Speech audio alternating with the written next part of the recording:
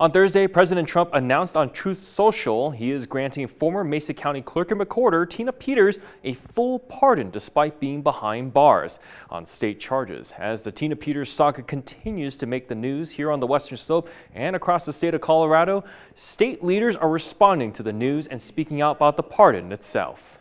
As to jury verdict, as to count one, we, the jury, find the defendant Tina Peters guilty of count number 1, attempt to influence a public servant. Just a little over a year ago, this was part of the verdict for former Mesa County Clerk and Recorder Tina Peters, who was found guilty and sent to 9 years in prison.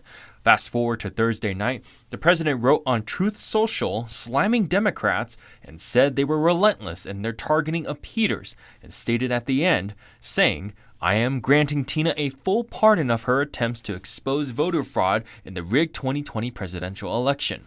However, there is one problem. President Trump can't actually pardon Peters. The U.S. Constitution says that the president has the authority to pardon people for crimes against the United States, which is interpreted as federal crimes that were brought in U.S. District Court.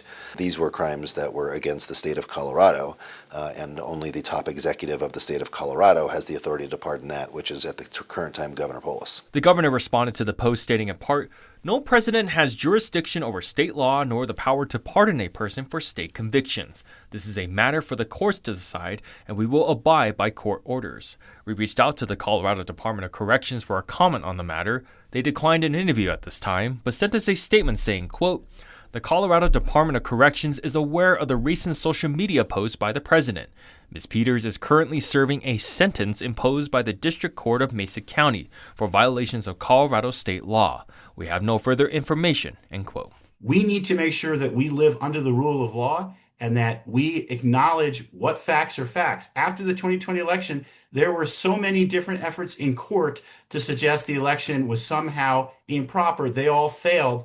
The courts of law need to follow the facts. I spoke with Secretary of State Jenna Griswold to get her reaction on the matter. She said the president has tried different ways to free Peters, including the DOJ threatening Colorado and seeking her federal transfer. If Trump had the authority to pardon her, he would have done it right off the bat. Tina Peters is one of the last people serving time in seeing justice for her efforts to undermine American elections. Legal officials state that the president can only pardon individuals in the federal system, not in state systems like Colorado. A correctional official will not honor a pardon due to its lack of legal effect. Pardons are serious decisions meant for justified cases. Claims of political motivation are dismissed, and Peters' actions were not required for election record protection. We also reached out to Peters' lawyer for further comment, but not heard back yet. Reporting in studio, I'm Kyle Kawamoto.